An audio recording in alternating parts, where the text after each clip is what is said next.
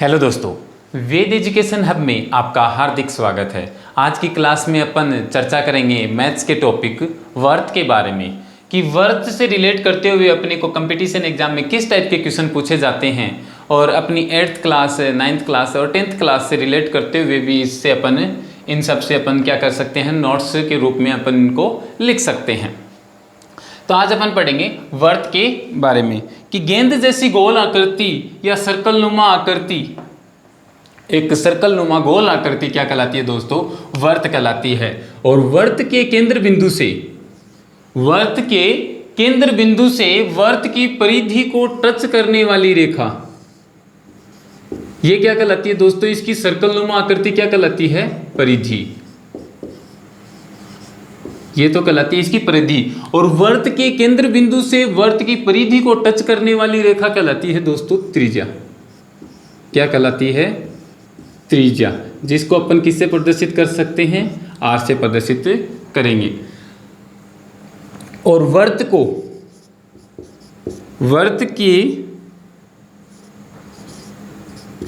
के केंद्र से होकर गुजरने वाली रेखा, वर्त के केंद्र से होकर गुजरने वाली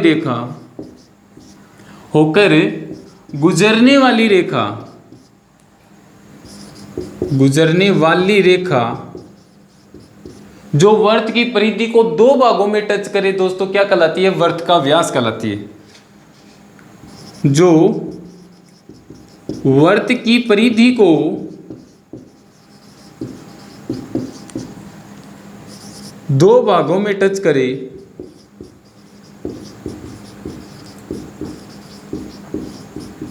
वर्त का व्यास कहलाती है।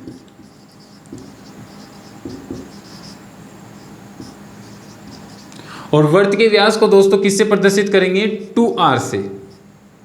कैसे? ये देखिए दोस्तों, ये यहां तक क्या हो गया? केंद्र से वर्त की परिधि का 1r हो गया और ये क्या हो गया? 2r। तो ये क्या हो गया? AB जो है वो क्या है? वर्त का व्यास है दोस्तों, वर्त का व्यास है। और ये जो सर्कल नुमा आकृति है जिसने अंदर से एक जो भाग घेर रखा है, ये भाग क्या कहलाता है? वर्त का क्षेत्रफल। वर्त का क्षेत्रफल कहलाता है दोस्तों। अब वर्त के क्षेत्रफल का फॉर्मूला अगर अपन इनको आगे कंपटीशन के रूप में या फिर किसी भी एग्जाम में या इनके से रिलेट करते हुए क्वेश्चन किस प्रकार से पूछे जाते हैं, तो अपने यहाँ पास आता है वर्त का क्षेत्रफल। वर्त का क्षेत्रफल है दोस्तों पाई आर स्क्वायर। यहाँ पे आर स्क्वायर क्या है? त्रिज्या है। आर तो है यहाँ पे क्या दोस्तों? त्रिज्या। और पाई का मान लेते हैं अपन 22/7 या 3.14। पाई का मान क्या लेंगे? 3/3.14। अब अपन आगे देखते हैं वर्त की परिधि। वर्त की परिधि का क्या क्षेत्रफल? फॉर्मूला क्या है दोस्तों? वर्त की परिधि का फॉर्मूला है 2πr। 2πr, वही r यहाँ पे त्रिज्या है, पाई का मान ये है और 2 मल्टीप्लाई में आ जाएगा इसके। तो ये क्या हो गया अपने पास? फॉर्मूले के अकॉर्डिंग अपन इनका क्षेत्रफल और परिधि निकाल सकते हैं आप आसानी से। परिधि जो ये सर्कल नुमा आकृति है, इसने कितना भाग घेरा हुआ है या इस गोल सर्कल नुमा आकृति की लंबाई कितनी है, वही क्या कहलाती है दोस्तों? इसकी परिधि कहलाती है। अपन बात करें अब जीवा की। जीवा क्या होती है दोस्तों? कि वह रेखाखंड जो वर्त की परिधि को दो भागों में टच करे या वर्त की परिधि को दो भागों में टच करने वाली रेखा वर्त की जीवा कहलाती है। वर्त की परिधि को दो भागों में टच करने वाली रेखा।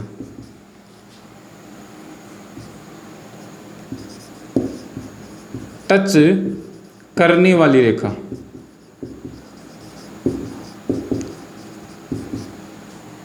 और दोस्तों वर्त की सबसे बड़ी जीवा वर्त का क्या कहलाती है? व्यास।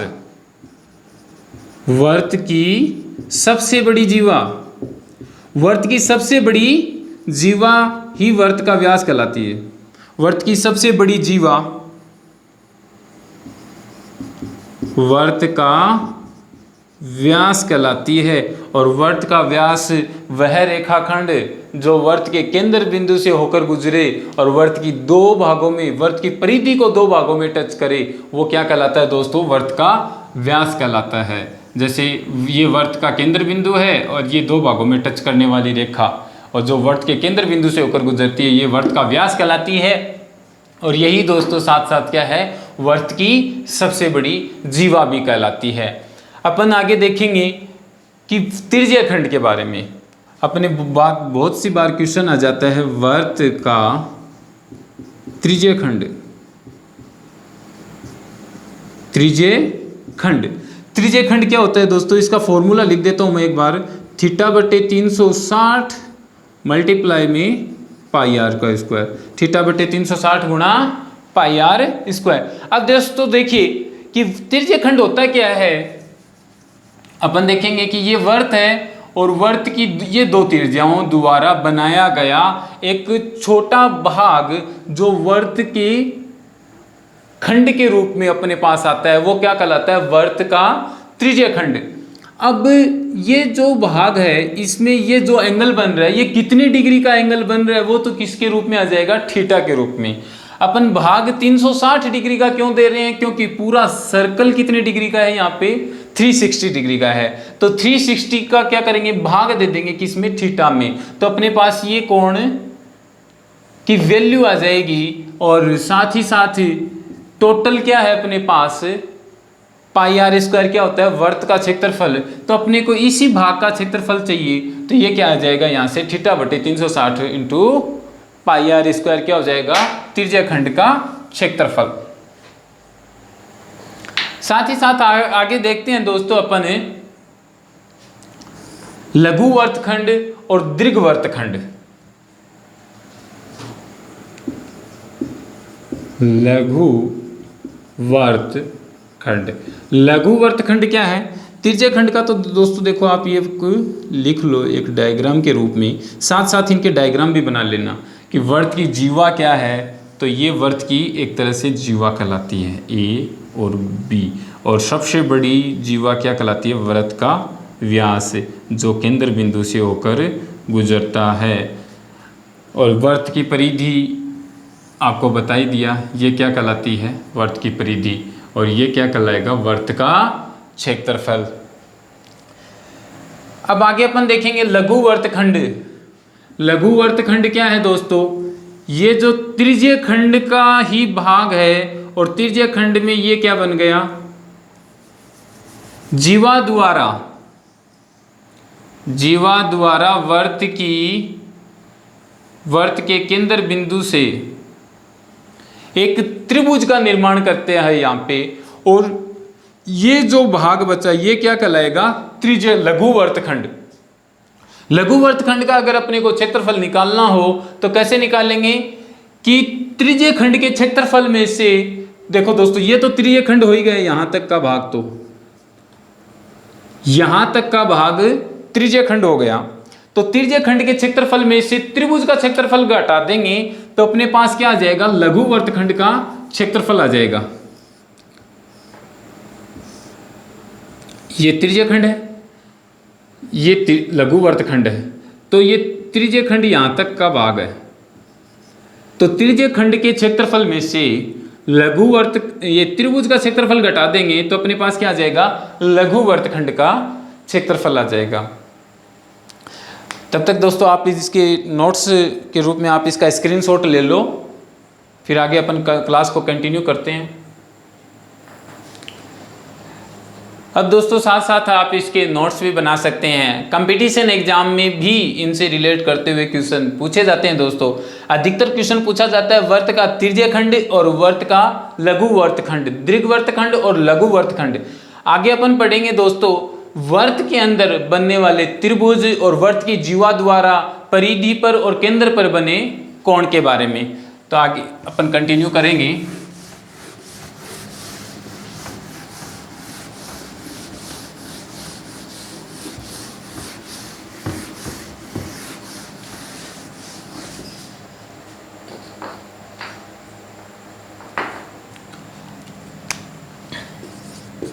आगे अपने पास है दोस्तों, जैसे कि ये वर्त है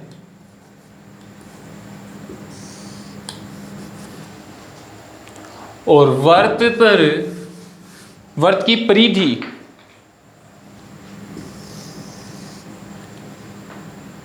वर्त के केंद्र बिंदु द्वारा वर्त की जीवा द्वारा वर्त के परिधि और केंद्र बिंदु पर बने कोण के बारे में कि वर्त की जीवा द्वारा, ये क्या है वर्त की जीवा, यहां पे मैं नोट के रूप में लिख दूं वर्त की जीवा द्वारा केंद्र पर बना कोण, वर्त की जीवा द्वारा केंद्र पर बना कोण, वर्त की जीवा द्वारा केंद्र पर बना कोण, ये केंद्र पर कोण बना। वर्त की परिधि, वर्त की जीवा द्वारा केंद्र पर बना कोण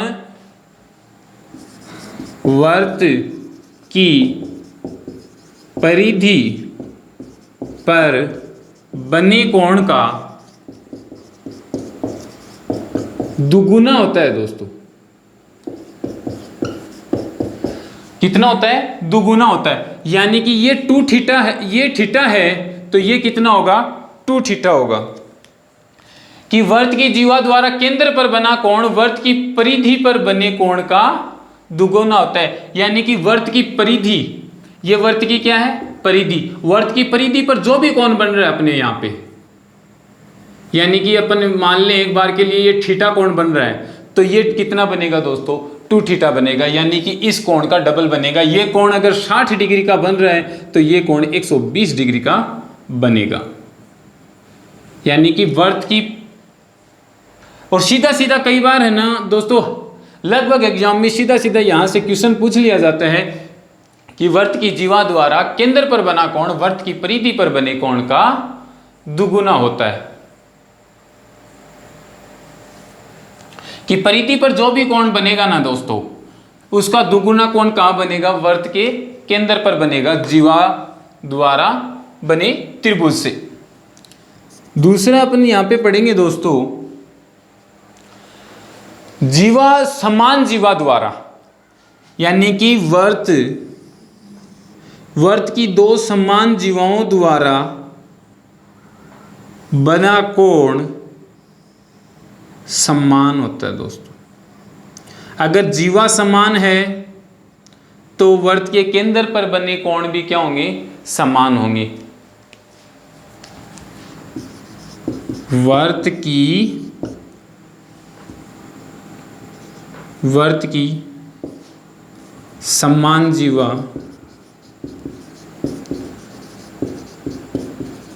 होने पर, वर्त की समान जीवा होने पर केंद्र पर बनने वाला कोण,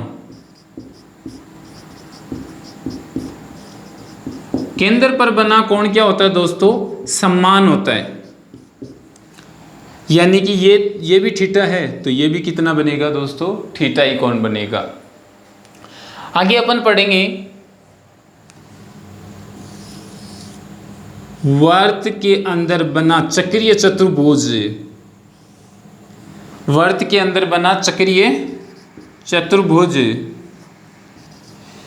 तो सम्मुख कोण, जैसे कोण A प्लस कोण C बराबर होगा कोण D प्लस कोण B के, और इनका योग कितना होगा? 2 180 डिग्री, यानी कि दो कोणों का योग कितना होगा यहाँ पे 180 डिग्री। कोण ए और कोण सी यानी कि सम्मुख कोण, आमने सामने के कोण क्या होगा यहाँ पे, कोण कितने होंगे 180 डिग्री के होंगे। अभी अपन आगे इसमें पढ़ेंगे, आगे की क्लास में पढ़ेंगे वर्त की उभयनिष्ठ स्पर्श रेखाओं के बारे में, प्रतिच्छेदी रेखाओं के बारे में और उनसे बनने वाले बाह्य बिंदु द्वारा वर्त के ऊपर स्पर्श रेखा द्वारा बने कोण और प्रतिच्छेदी रेखा द्वारा बने कोण और जीवा द्वारा बने कोणों के बारे में। आज की क्लास आपको नोट्स के रूप में कैसी लगी दोस्तों, कमेंट सेक्शन में कमेंट करके ज़रूर बताएं। क्लास को दोस्तों पूरा देखें, शेयर करें और आपको अच्छी लगे तो दोस्तों फॉलो ज़रूर करें इस क्लास को। और आगे इसी क्लास में पार्ट 2 में अपन देखेंगे, ये था दोस्तों अपना क्लास का पार्ट फर्स्ट, और पार्ट 2 में अपन इसी के आगे की क्लास को कंटिन्यू करेंगे। और दोस्तों इसी से रिलेट करते हुए जो भी कंपटीशन एग्जाम में क्वेश्चन पूछे गए हैं आगे की क्लास में अपन उन्हीं की चर्चा करेंगे। तब तक के लिए दोस्तों जय हिंद, जय भारत।